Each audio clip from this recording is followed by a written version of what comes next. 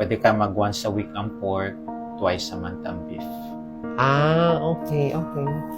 Pero I need you, Madali. underweight po kayo, no? So you Opo, need to do lifting exercises.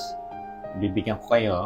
Then, 3 times a day ang kain. Ang fasting should be 12 to 14 hours lang. Opo. You need to eat 3 times a day. Hindi pwede Okay. muna mag 2 meal a day. Opo. Okay? We need to gain yung weight Yung natin. weight ko po. Kasi pagka mababa ang timbang na underweight tayo, prone tayo for anemia, prone Okay. for pagka-anemia, yung immune system natin bagsak. Opo, So, kasi po napansin ko din yan, Doc. Last, early this year, nagkaroon ako ng pneumonia. So, prone tayo for infection Opo. pagka mababa ang immune system natin. Bakit na bumababa ang immune system? Underweight. Tapos, puyat. Sa puyat po, Hindi naman. Oh, very good.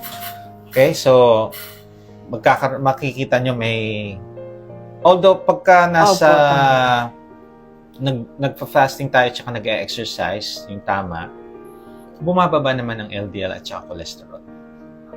Pero pagka yung sobrang taas, nagbabawas muna ako.